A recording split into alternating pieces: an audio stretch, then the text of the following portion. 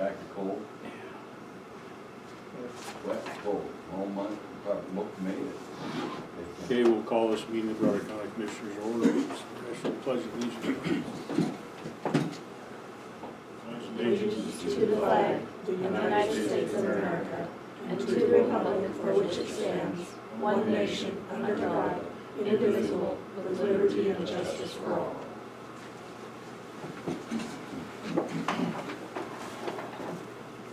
Okay, we'll open up with public comment. Have any? Okay, so we will go with our community development road discussion, Price Road and county road needs. Well, I guess you're up. I guess I am. So, I'm surprised at the lack of public at this meeting today, considering you asked me. So, this is just for information purposes for the commission. I know that we've spoken about RIDs before. That's simply my recommendation. I don't know if the road department sent you an email if they have anything different. So what I have here are copies. I wrote a copy of the petition because I was hoping there would be someone from Price Road who could actually carry the petition, because the county does not carry the petition for creating an RID. This is just a quick and dirty list of how an RID is created. I'll have 2 extra copies here. Copy, do you want copies? I can Okay. read over your shoulder.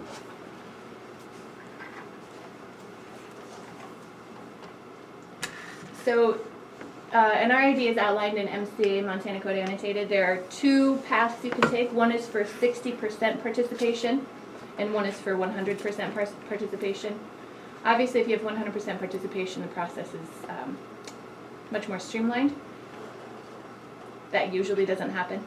You know, you would actually have to have 100% of the folks signing off on this. So there's also a process for 60% participation that most likely would be following. So what you have here is just the punch list of the overall view of how to create an RID, because I didn't want to drown you in paperwork, but I have copies of how to create an RID with 60% participation as well. How I envision this working is I could take and get together all of the addresses for folks who would use Price Road. So that would mean all of the village at Elk Ridge, all of the properties on the north side. I'm sorry, what would that be? Northeast of Price Road. And then I would suggest that you take 50%, or I'm sorry, 100% of the residents of Rolling Glen Ranch, but only assess them 50% of that. And the reason for that being is that those folks also have access to Wheatland Road. So you can't assume that everyone in Rolling Glen Ranch is always going to be using Price Road. However, I think that all of those folks should participate, but only at 50% of the assessed value. Does that make sense? Yeah. Instead of taking, say the northern 50% and the southern 50% don't have to participate, I would say take 100% of the residents, assess them 50%, of the value. Then on that north side, you 50% on that too? Or? Well, only if they don't have another access. There's a couple of those lots up there. I'm thinking it's called Antelope Vista, where they have an access. I don't know what kind of shape it's in. Dale probably knows better than I, where they can take Hilltop Vista Loop and come out on Hilltop Road. Right. So similar thing. So subdivisions or owners that have 2 ingress egress to their property, I would suggest taking 50% of the value. On that north side, Mhm. yeah. Mm-hmm. And so, like Eagle Ridge, they only have 1 access. They are just further up Price Road from Rolling Glen. So all the residents in Eagle Ridge, they would have 100% of the buy-in. So really, how an RID works is the people carry the petition. You go door to door. You get a yay or nay. I'm for it. I'm against it. Let me back up. I'm sorry. They determine what level of service they would like. So let's say they want paving. Great. We would have to figure out what the value of that would be. How much would it cost to pave that road? And then we assess all of those residents, if we have 60% buy-in, that value plus 5%. The 5% is an administration fee, which previously on the previous RID that we had done on River Road went to my office, and that was basically just for my administration of the RID and making sure that all the paperwork was done. So it really is no cost to the county. So these folks are paying for a higher level of service.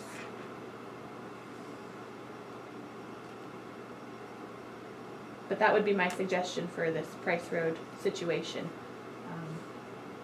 If on any road, they want a higher level of service than what's already being assessed or given to them.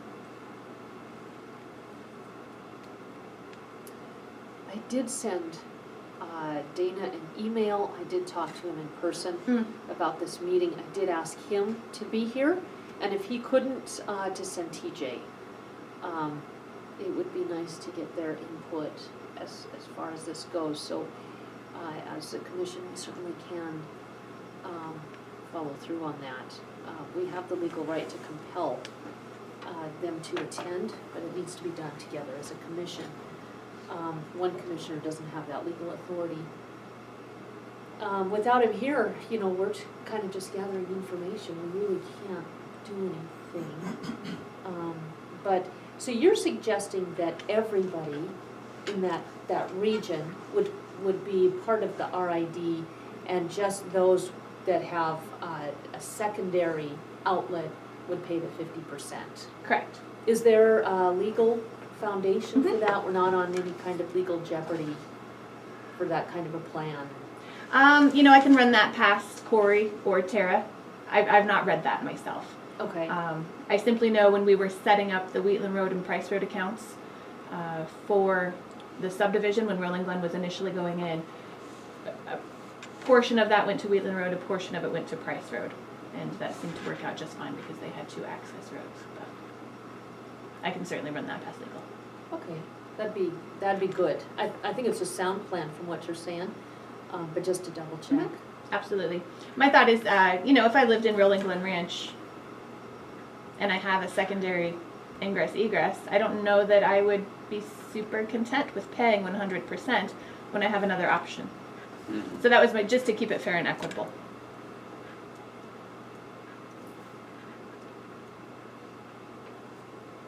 So we talked a little bit to Gallatin County about the RIDs.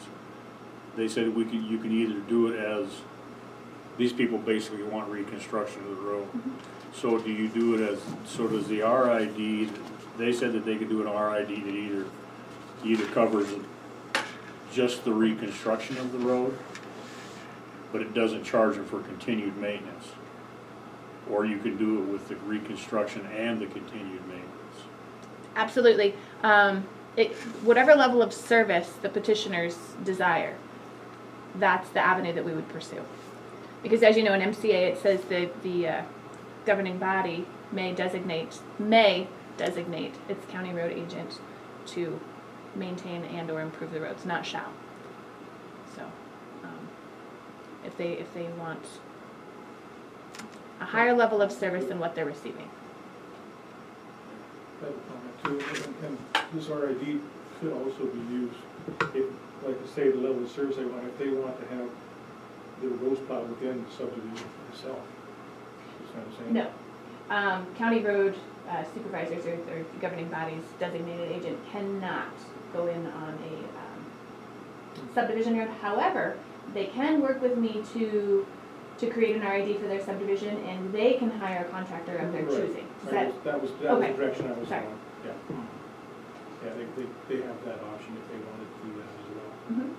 But do we also maintain Wheatland Road, not a county road? It is a county road. Okay, so I guess my thought is if you're going to assess them for maintaining roads, wouldn't we want to also have the money to maintain Wheatland Road from this RID? If the petitioners choose to do so. Yeah. You know, I think that's the beauty of the petition is really the government, we're not going to come in and tell you what you need to do. We will help you oversee it, we'll administer the project, but we're certainly not going to tell you you have to do this. You know, the people have to come together and determine what it is they want and make that request to the county. Because part of that road's paved at this point, right? Mhm.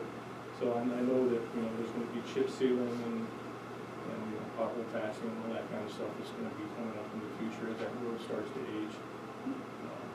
So And I do have, one of the developments out there, they're going to be expanding.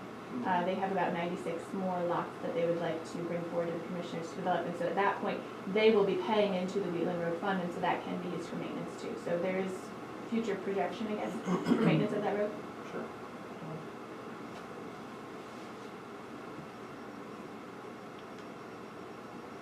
So you said that RID could be used to plow those roads inside the subdivision, but that would have to be a separate contract with them?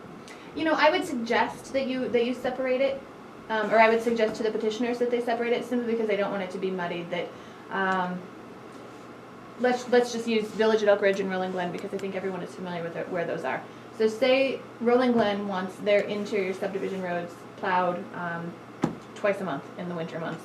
Village at Elk Ridge, they don't need that service. However, if you roll it all into one big RID, that money that the Village at Elk Ridge is paying into this RID for the maintenance of Price Road, and if we're also piggybacking this plowing, they're then paying for Rolling Glen subdivision roads, and I don't think that's a good idea. I think it would be best to do 2 or 3 or 4 separate RIDs. They're not that difficult to manage. The assessment actually goes on their taxes. When I speak to people about it, I often refer to it, and this sounds awful, but as a forced homeowners association participation. You know, so say you have one person in your homeowners association who says, no, I'm not going to pay into these subdivision roads, and so everyone else is paying for that.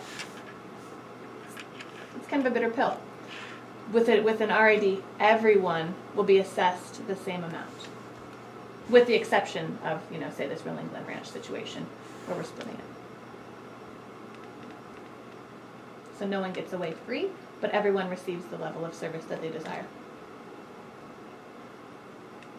Well, I suppose unless you don't pay your taxes, but then you have bigger problems.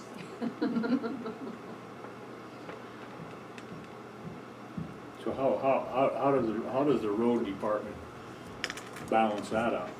If these people want, you know, they want that road graded once a week down there, how do you do that? Because now you're isolating your services from the rest of the county, even if they're paying for it. I don't see why we couldn't contract that out.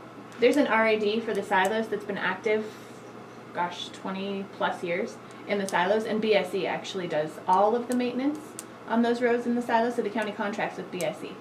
And so there's an RID and there's county roads, but the county must, I don't know the nitty gritty of it, but there must already be something in place that the county can use a private contractor. Because absolutely what you're saying, if they want those roads graded once a week or plowed twice a week, that we're a large county with a limited amount of crew. So I don't see why they could not contract that out. But that would have to be built into the price as well, so that the county wasn't losing money.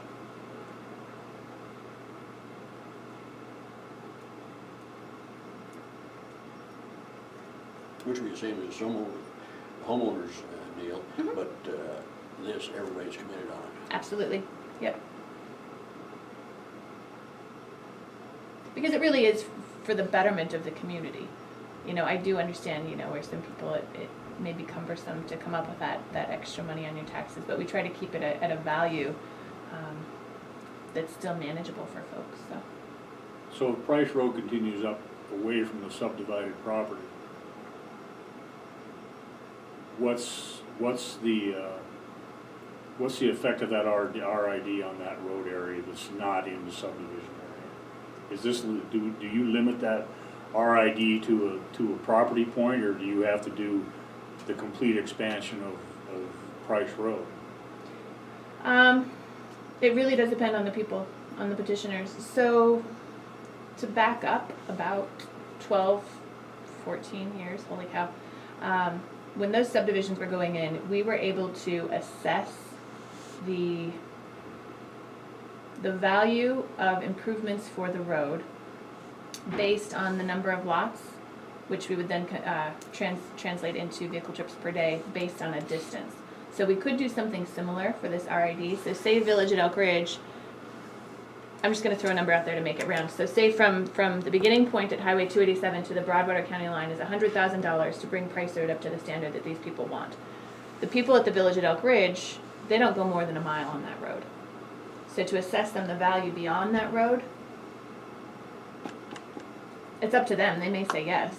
I just don't know how many of them are going to take off northwest on that road and want to participate. So in order to get the 60% buy-in, you could create a cost share formula that I have the spreadsheet already created essentially for when these developments went in. So Rolling Glen Ranch or Eagle Ridge, because they would be 100% participants. Eagle Ridge, they're 3 miles up the road, I believe. In any case, they have a greater impact on Price Road than the Village at Elk Ridge residents.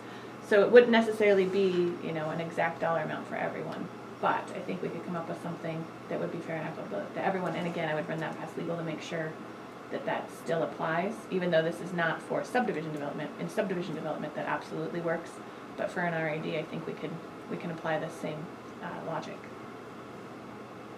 So if that development continues up Price Road from the point that it is right now, could this RID be worded to say that any future development that goes on there would also be assessed this RID?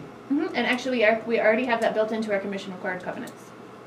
And it's on the final plot of every subdivision. If an RID is in place prior to lot sales, then the residents will be subject to that RID. I don't know, something about not, They're not allowed they're- to right, they're not allowed to the protest, RID. yeah. Yeah, so we already have that built in.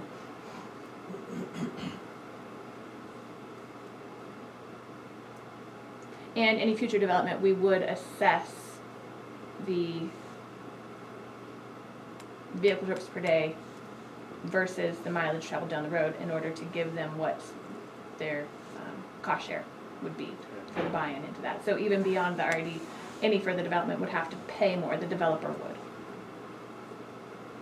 And it would go into that fund that's earmarked specifically for that road, whether it's Price or Wheatland or whichever.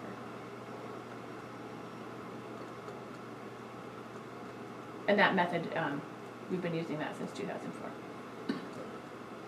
And we've had several attorneys, Mako attorneys and county attorneys weigh in and give us the okay on that. So I feel very confident in how we're assessing that.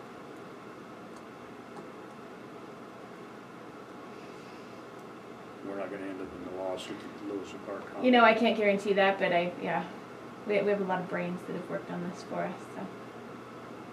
But anybody can And- sue at any time Yep. for anything.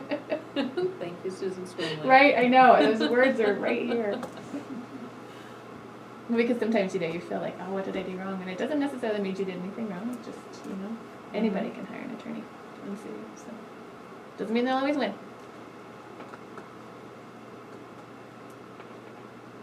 So would Wheatland does Wheatland require an RID also or not? No, none of these require an RID. This was simply my suggestion. I didn't know what direction this meeting was gonna go today with Price Road, so this, other than the obvious of the county, you know, writing a check for the output of the improvements to Price Road, I thought that this was a good option. But no, nothing requires an RID. It's simply an option. And have the people on Wheatland requested anything similar to Price Road was? Not through me or my office. Well, most of that's paved anyway. It is, yep. And I think it's in decent shape. So are those the only two roads we have down that we're responsible for, Wheatland and Price Road? And Rolling Glen Ranch Road is a north-south road. Not Rolling Glen Ranch Loop. So Which is have the you heard internal anything from subdivision. Rolling Glen Ranch Road? I have not, but I believe Dana has, but I'm not gonna speak to that because I don't know the particulars of it, but I know him and I have had candid conversations about that, so.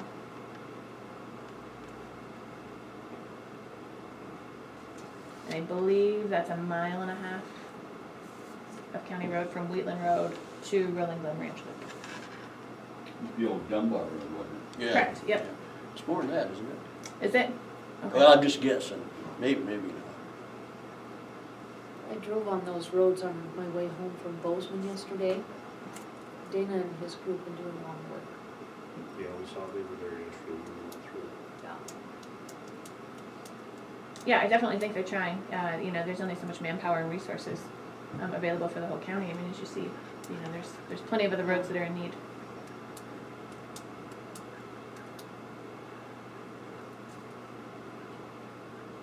So what would you suggest as a way to communicate this option to the folks? Likewise, I thought we'd have a full Mhm. house today. Yeah, I'm surprised that there's not. Have you received a formal request for improvements to Price Road, or was it simply the meeting and the public comment for it. Right, yeah, something meeting. So you don't really have a point person who has emailed you or sent you a letter either requesting or demanding services that you can respond to? I mean, The point person who put this together was Jeff Okay. Price. He lives in Jefferson County, it sounds like, but it's kind of appeared that he had taken on that leadership role. okay. And honestly, I don't know how you would assess an RID to someone who doesn't live in the county, because it is on the taxes. He owns property. He does own property here? in that. Okay. I don't know Okay. that he does, but Oh, okay, I'm assuming he does. sure. Yeah, because he said he has a gravel pit. Yeah, and I thought that was in Jefferson County, but I might be wrong. I thought it was just over the border. Could be wrong, but I guess we could just advertise a meeting Mm-hmm. in Wheatland. I think that would be the best idea, you know, for definitely somebody from Road, and I realize they're very busy, so maybe we would have to work it around their schedule, but definitely somebody from Road, these three commissioners, and myself, to attend a kind of a town hall style meeting down there in the evening, where we Yeah, can get more participation. we've used Wheat Montana Mhm. several times in the past, the hotel, a couple of times, and the stockyards Mhm. we've used twice, I think. So we have some options as far as a place to go. So, Would you like me to contact, I don't know when Dana's retirement date is, and I don't know who you want me to communicate with the road department, or if you want to communicate with the road department. I'm happy to facilitate a meeting, I just need a little direction. Is Dan's retirement the 8th? May 8th. May 8th, So okay. I think, we may have a public works supervisor coming on shortly. We could wait and Okay. let this be kind of the trial by fire for a new person. See if they want to stay. Well, that's not a good thing to put them into, but the thing is, they're gonna end up dealing with it Mhm. anyway. Yep. And we're not throwing them out there. I mean, this is led by this commission. Yeah. And what we do is we defer to our experts to help, but we lead this communication with our citizens. So even though this person would be new, we're not just gonna throw them out there and say, okay, sink or swim. It really is us directing the meeting, the questions, the answers, and deferring to these folks for presentation and then Q&A, but it's not at all putting you guys on the hot seat, we're on the hot seat. no, I'm sorry, do we have to give an estimate of what this cost's gonna be? You know, no, and really because that's determined, I hate to keep throwing it back this way, but it's determined by the petitioners on what level of service they want. Oh, You know, I really like to keep government out of this, especially when we're asking for money. You know, that's a little bit of a sensitive ground. So you really want to keep it up. You want to leave it up to the people to come together and work together to determine what level of service they want. And at that point, then we would get a bid. But I would feel uncomfortable going and getting a bid for the improvements for that road and kind of forcing that on the people. Which I know that's always a question, the dollars. well, then they would know ahead of time, Mm-hmm. because that's gonna Determine whether change they their say yes amount or on no. this Yes. RID. But that's where they really need to work together, the people do, to say, okay, what do we want on this road? Let's you know, have a meeting themselves without government present, or if they want someone there, you know, just to answer questions. But really for them to decide what level of service do they want. Do they want it built to a county road standard and that's it, and they want just their regular level of service as far as grading and plowing? Great. Then they can hire a contractor to go and get a bid and then move forward on this process on getting signatures. So it'd be up to Because it up to costs them to nothing. get the Mhm. contractor to get the bid. Because it costs nothing for a bid, generally. And, you know, most contractors I know aren't going to charge you for a bid because they want your work. But this is up to them. This is up to them, Oh, okay. not up to the county to hire that, because, you know, maybe there's somebody out there that lives in that development who can give a better deal. Dale Price has gravel, you know, they really need to work together to do this. Again, you know, we'll help them, but we're not going to force it on them. So in other words, it's pretty much rest on what they decide. Mhm. And I really think that's the beauty of it. You know, instead of government coming in and saying, this is what you're gonna do and this is Yeah. what you're gonna pay, they need to work together and figure out what they want. Two very strong words paired together is citizen-driven. And that's what this process is citizen-driven. Our meeting would be to facilitate, not to drive. That's up to the citizens, because this is citizen-driven. We would not want to come in with, these are your options and prices attached, because we take away that citizen-driven. It's up to them and what they want. And it's just like when you go shopping, you know, you can go in and look at the most expensive truck there is. And if you look at your checkbook and you can't afford it, you pare down and you get a F-150 instead of a 450. But it's up to them. This is citizen driven. So then, Nicole, I guess that maybe this Jeff Price would be the one to contact and tell them kind of this procedure and let them get started then? I mean, I can do that if that's the way you want me to go, or if you want me to work with county folks here to schedule a date for a town hall, and then, you know, we have the permit, the bulk mailing permit, so I can send a mailing out to all those folks. It's 20 cents a mailing. And then make sure that everyone is captured and send them an invitation to this town hall meeting. I suppose that, I think that, I mean, there would be some expense on behalf of the county, so I don't want to say that that would not be an expense. You know, there would be an Yeah. expense for the printing of the notice, and then the expense for the print, the bulk mailing permit. But that's all already paid for, and I think it's 19 or 20 cents instead of 47 cents. So it's a huge savings to the county. This commission ordered envelopes for it, so those are already paid for with that indicia printed on it. So we got a really good deal on those. So anyway. Yes, Derek. One thing I was just thinking about, that where the county may have to be involved is, you know, they talk about taking those S-curves out that are dangerous. I don't know if we have to be involved in the right of way or easement portion of that, how that would work out. So, Well, and the other part of that too is we're gonna say that they have to be brought up to county, you know, if you're gonna do this, you need to do the county road standards. So now, do they hire an engineer and our engineer checks their engineer? Do they use our engineer? Is there engineering involved? Who pays for it? Is this a bottom line that they pay for, if that's what they want, they pay for all that? Or do they come in back and say, well, yeah, we're gonna do that, but it's your county road, so now you need to pay? Do we get stuck in having to pay for aspects of it, like the S-curves? I don't know how they're gonna remove the hill where Rolling Glen Loops run into Price Lane. I don't know how you're gonna address that. I mean, there's a whole bunch of stuff there that I don't know what the legality is for. I mean, does all of that fall underneath this RID, or is there some of that that's still left out there that we're responsible for? To answer that, I think if this commission wanted to look at removing that hill and doing some engineering work out there, my thought is that it would be on you. I'm simply looking at the surface, literally and figuratively, the surface of the road.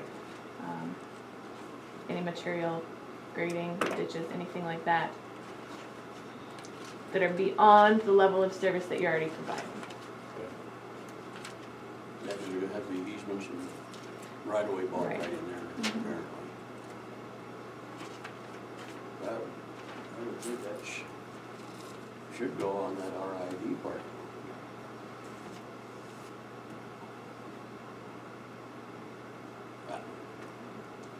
This is a good question. Because the county has, the Price Road is there. This Rolling Glen part was apparently just stuck in there after, it was supposed to be an emergency exit or something. Was you here at that meeting that day when they were talking about that? I was not. Oh, No, but I okay. can give you a brief insight on that if you want, just a little history on why that happened. Oh, go ahead. Okay.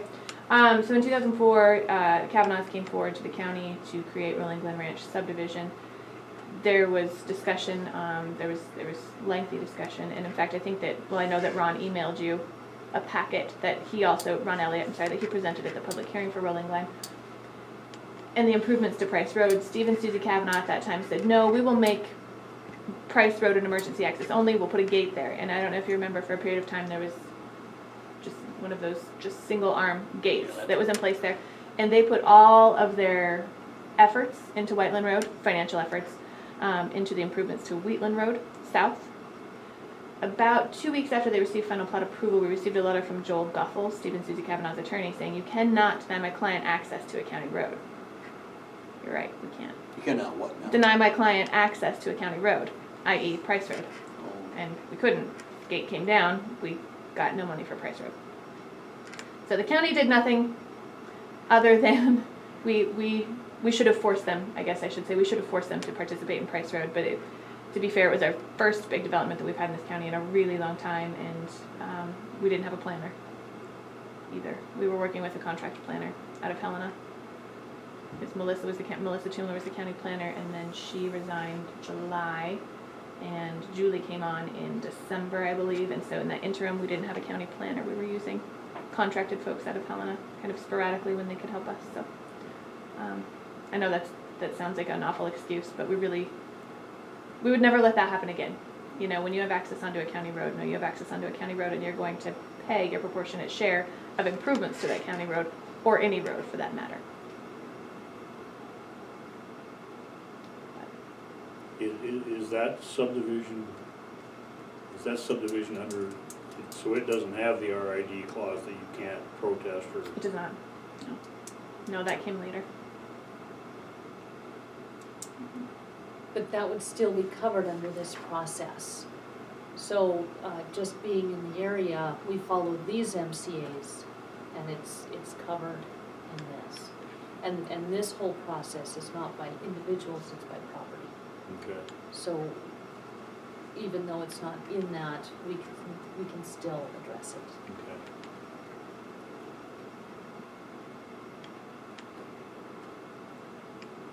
So, Mike Conkey, you know, we drove the roads through there a couple of weeks ago.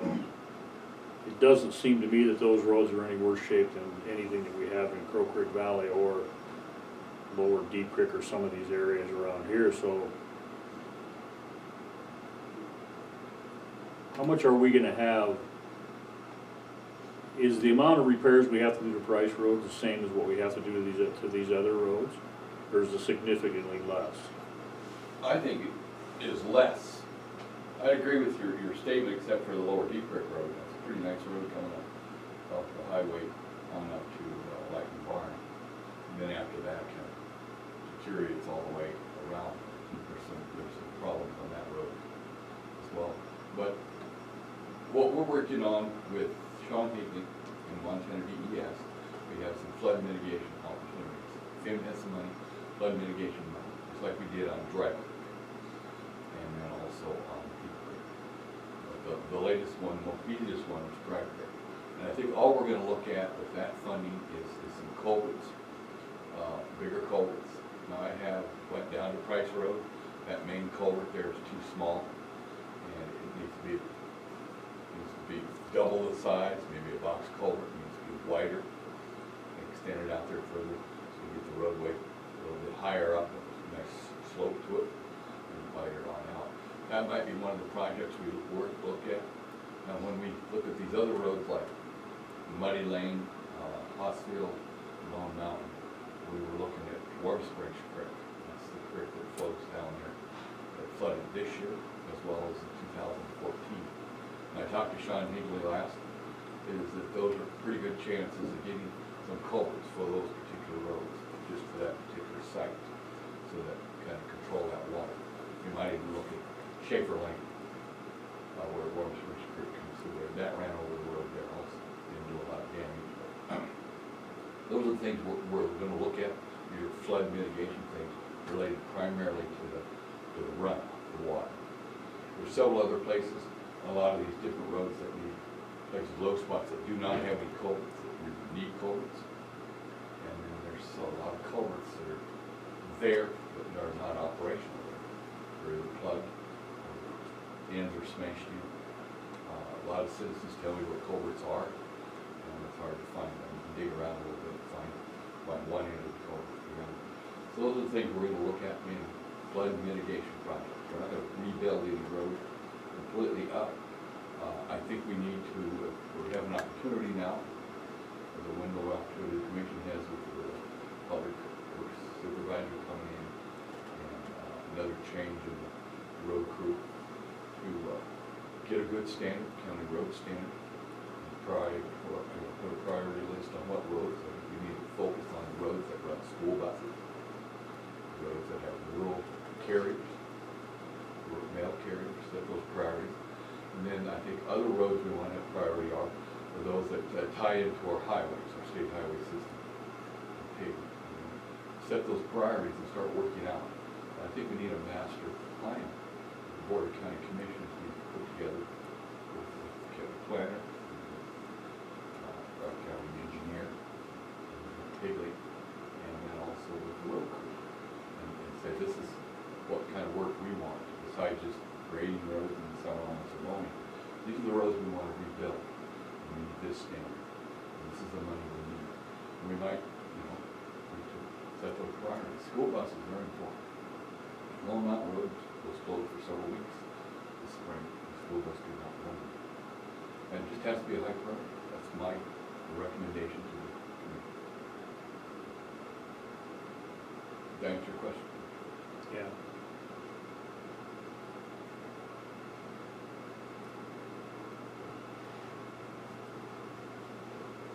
Now, you and Sean are already working on this part of it. We've talked about it. We got a notice from Montana DES that there's gonna be some funding available. So what we do is we send them a notice of intent. So one or two-page piece of paper saying Broadwater County wants to do these projects, flood mitigation projects. It has to be a public works project, which is county roads. And we're gonna identify different roads to work at, kind of roll it all up and say, okay, we need $100,000, $300,000. And these are the ideal projects within that. And we can take Price Road and list that big culvert there, maybe a couple other culverts to put in. And that's all the money we're gonna get, so we're not gonna get a lot of money to rebuild. We have to look at the county as a whole. And I think we need to set up priorities on school buses, mail carrier routes, which is UPS also. And then the main roads that tie into the highway system. There's a lot of roads that we can ignore, like 101. That's an agricultural road, just nobody lives up that. And it's probably needs a sign that says impassable when wet or snowy. We need to tell these citizens that we don't maintain these roads. We need to have a map of all the county roads and decide what are we gonna maintain at what level of service for those roads. And then all these other roads out there that we're not gonna maintain year round, maybe get a grade around once a year. That's kind of what I would recommend. That's what other counties do when you talk to the commissioners and DES and road crews. It's a big county, a rural county, a lot of roads. And we have to set your priorities. School bus routes, mail routes, and roads that tie into the highways, a lot of populated areas where people need to go to work, go to school and stuff like that. Is there a deadline to get this submitted to? There will be eventually. We're just gonna rough draft something, put it in, see if the money's gonna be available. What Montana DES looks at it, and they'll say, okay, now, Broadwater County, you can make an application to FEMA. Oh, so for you, Region 8. there won't even be an Denver. application put No, in at this just an point. intent to apply for money. It's a slow process. We probably won't get the money until next summer. But this gives us an opportunity to address some of these long-term problems that have been repeat problems on Lawrence Wings Creek, on Lone Mountain Road, Hospital Road, and stuff like that. So if we do some of that stuff, I see Dana orders a couple of culverts. Can we take that and stick that back into that process, or is it? I think the county ordered a semi-load of culverts through the state purchasing plan. The Montana Highway Department has a contract for culverts, brought it in, stockpiled those to use later. I think we could use those, take it out of our inventory, say we use this culvert. But right now, to do some road work, if the governor declares a state of emergency this spring for flooding, we get the governor declare one, the president declare one for the state of Montana, the emergency repair work we have done that we've kept track of will be reimbursable. We've got to have the governor declare a statewide emergency. And he may do that soon, there's a lot of flooding upon regional. Yeah, all that up north there now. Yeah, and then if we have a lot of snow come off quick, eastern Montana's flooding, we'll probably have a presidential. Then we'll get reimbursed. Dana and TJ know that they're supposed to keep track of the number of hours of time, labor, equipment, and gravel they've hauled to do emergency road repairs on the flood. And if we did a declaration, then that stuff will be reimbursable. That'll help the road crew budget comes back in. And then for these other projects, we have to have them approved. We have to have someone like WWC Engineering help us put together the application, because it has to meet certain federal standards for the size of the culvert, and the type of culvert, and the amount of flow and stuff at the different locations. Just like we did on Dry Creek, the box culvert, Glen Lane, and on up. We both felt there were Albertsons, stockyards, we put in some larger culverts. And those are good improvements the county would never have been able to afford without some federal money. What was the time frame on that from the point of, was that a 2011 flood? The 2011 flood was Deep Creek. The Dry Creek stuff was the 2014 spring flood. Now we're in 2018 spring.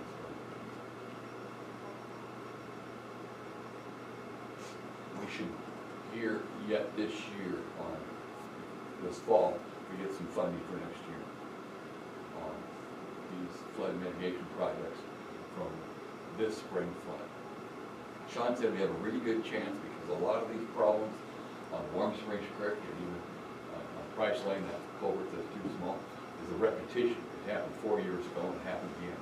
So that gives us more points on funding evaluation of those projects. We'll put together a countywide project with some of this major flooding we had in March.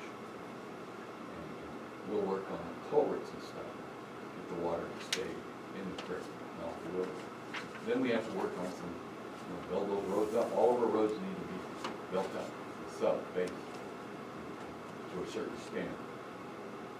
And I sent you that email out today on that US DOT gravel road construction and maintenance guide. It talks about how to subsurface, how to build a road, a lot of good standards.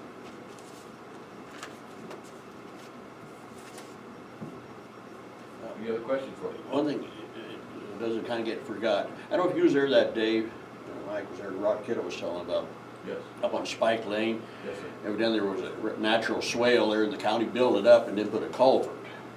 Well, we'd have to go, we couldn't get in there at that time. You're right, and I haven't, went up I'd have to there. go back and look at that. Yeah, And when But Sean something- comes over, maybe we can drive up there. I'll spend half a day with him driving around, showing, I've got pictures of different locations. Mhm. And he's got all that on a thumb drive.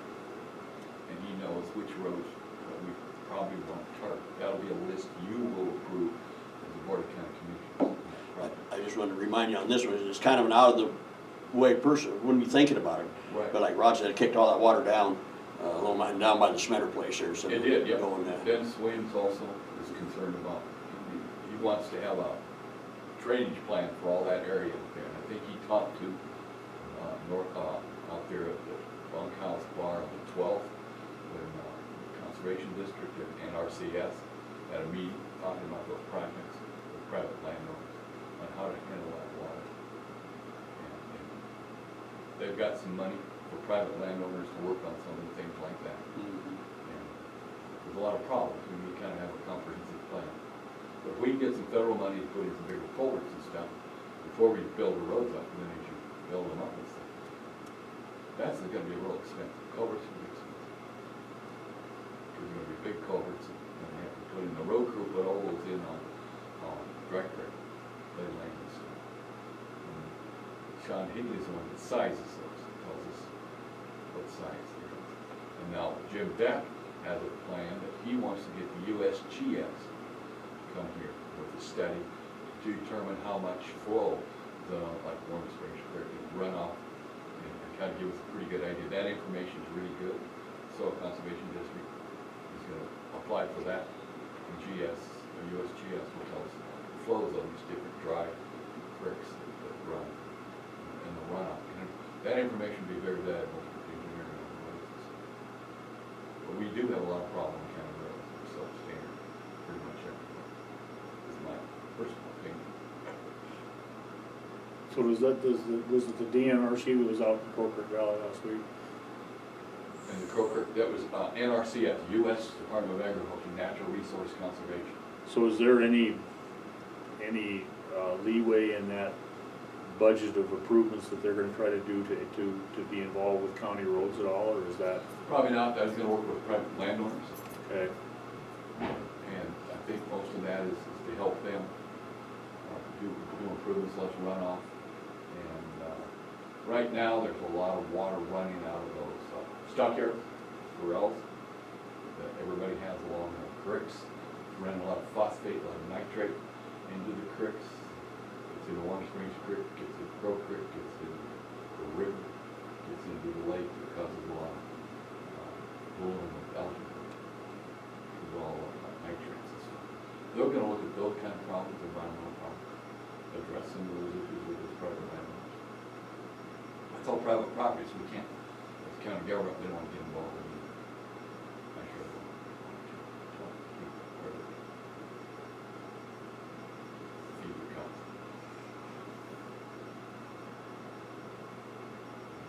Just some federal money, they have some programs.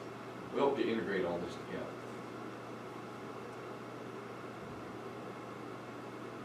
But if we get some federal money and do some public works projects, like we did on Deep Creek, correct? Some money our county will never, ever be able to afford this out of our road budget.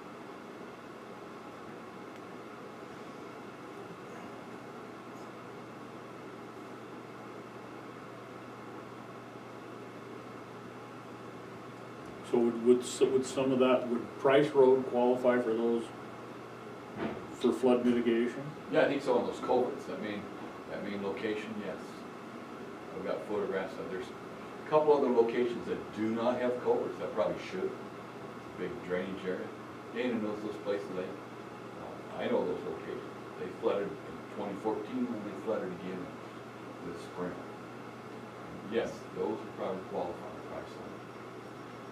And like I said, we're just gonna address with the flood mitigation money from FEMA, just address those type of culverts where water gets on the road when it floods the road, when it damages the road. Try to mitigate that so that never happens again. So if we qualify for that money, we've got that money, how is it dispersed by project? Yes, sir. And then do they tell us which projects we do? That's correct. They'll Or do we probably, set the priority? we'll set all the priorities in our grant application. If they approve the whole thing, like for $350,000, we'll have all these different projects, sub-projects, like we had one on Flynn Lane, and then we had 2 or 3 on Bright Creek Road that had flood problems, that had 2 small culverts, or had no culverts, just, there might have been a culvert there, it might have been blocked, I don't know. Those are the, they'll give us the total dollar amount, and these are the projects they approve. They'll approve them, they'll send somebody out to make sure we finish those projects according to the specs of our grant application.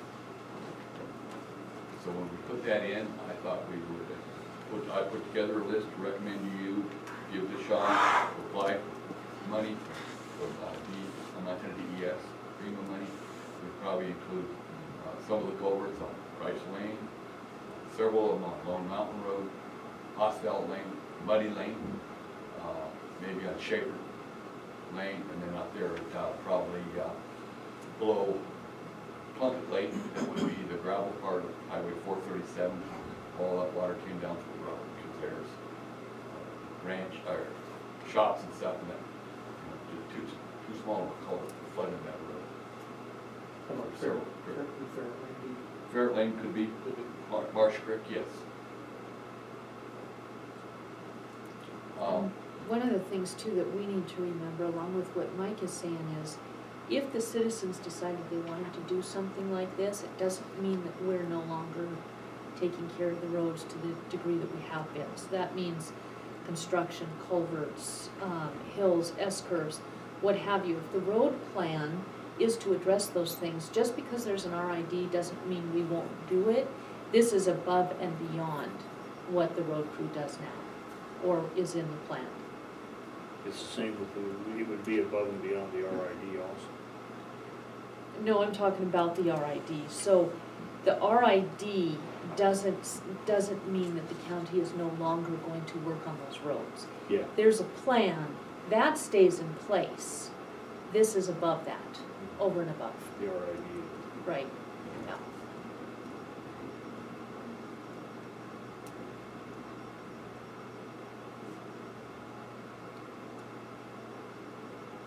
So I guess if you put the RID in there, so does that mean that once the RID is adopted and they have their maintenance plan with their contractor, how does the county work with that plan? I mean, does that road turn strictly over to that contractor? No, that's what I'm saying I is, mean, I understand the county is still responsible for the road, but, so do we say right now we're grading them twice a year, so do our graders go down there and grade that road twice a year? And then anything above and beyond that is their responsibility? it goes back to what Mike was just saying about the plan. So the plan at the beginning of the year states what the road crew supervisor or public works director has determined is going to be done on that particular road in that particular region. That is set. So if the folks say, you know, but we don't want, per the plan, 2 gradings a year for 6, we want 12, then everything above that plan becomes the RID and they pay for the above Okay. what is determined in the plan. The one thing too is once this road comes up to the correct standard, it may only require 2 to 3 times a year to maintain it, because it's at the level that it needs to be, so that's a factor as well. Could you speak to that, the timeline options? As far as, this is again, my level of understanding of this RID, that 10 years is the max that an RID can go. So we can spread this cost out over the course of 10 years. We could do a minimum of 2. So if they want paving, they could pay for it over the course of 10 years. We would have to figure out how the county's going to pay for that up front. I can't speak to that because I'm not sure. I don't know how that works. You know, if you have to front the cost and then they're reimbursing the county as it goes, if it was something like paving. But if it's for maintenance, then, you know, they're paying a certain amount for maintenance above and beyond what they're already receiving. And I think that that's where it's really important that we have our plan ready to go, our road plan, so that they know what the county's anticipation for maintenance of that road would be, so they know where to go from there. As far as a greater level of service, they need to know what level of service they should expect. But we could go as long as 10 years on this RID. Did that answer your question? It did, beautifully. It all goes back to the plan, almost with everything we Mhm. do. What's the plan? Mhm. Well, we're just parrots on that. What's the plan? What's the plan? This is part of it. So if the people down there are requesting or demanding this road be completely rebuilt to county roads, existing county, we all know the county cannot afford to do that. Are they going to be willing to take on an RID? Right. That's the question. Yeah. Right. Because it goes back to the MCA that the county may, or their designated representative may, maintain the county roads, not shall. So there's no requirement in MCA for the county to maintain any county roads whatsoever, but you may. So, yes, we have our county road standards of what a county road should be built to, but that doesn't mean that we can afford it, and or that doesn't mean you are required to designate the county road department to bring them up to a certain standard.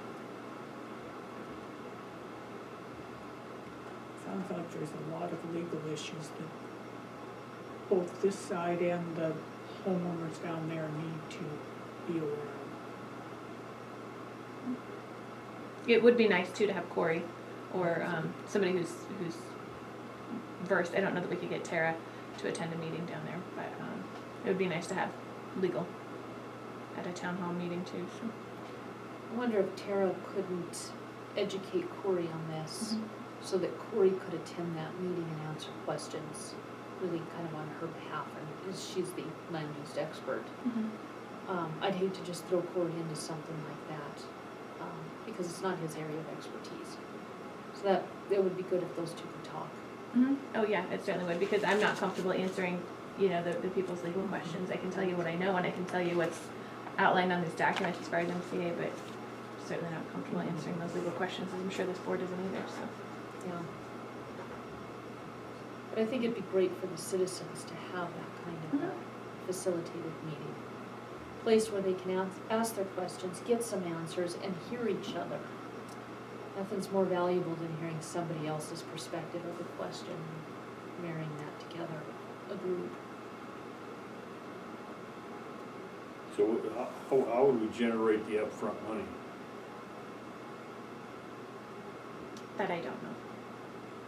Off the top of my head, I don't have an answer for you. It may not require any, depending on what they want. If they just want more grading, more snow plowing, it doesn't cost us anything extra.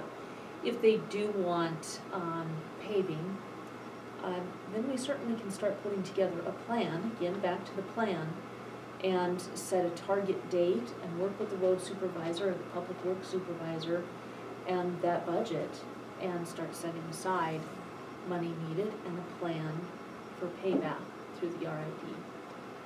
If they want that road rebuilt, that's gonna be a bundle of money. And that's over, we all know that's over the entire road budget. But just because they pass an RID tomorrow doesn't mean that we have to address the request tomorrow. We put together a plan, we've heard the RID, and this is how we plan to proceed. And it could be It could be that they have to do it 2020. in, It could be Several that you different- bank all of Yeah. that money from the RID first before you can even do a lick of work down there. yeah. yeah. Way too many legal questions, or questions that need legal answers, I guess. And a plan, Right. the P word. Are you aware of any source of bond? Can you sell bonds or anything on a municipal improvement type thing like that, or not? I don't know.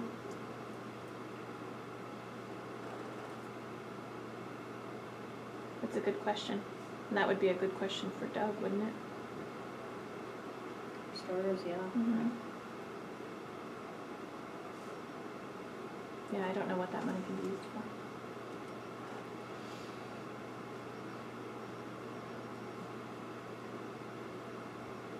I guess that'd be the other thing, if that was delayed, if you establish that RID and then had a target of 5 years down the road before you rebuilt the road to county standards, you would have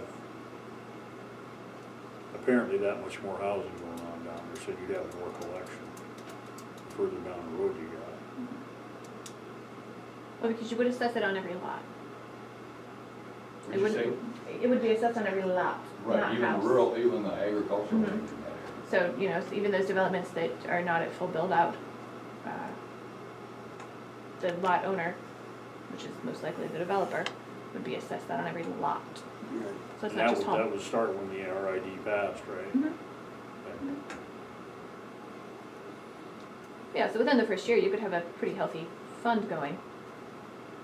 It wouldn't be enough to do all of the work, but again, the plan could dictate every year what level of service you would be able to afford to do.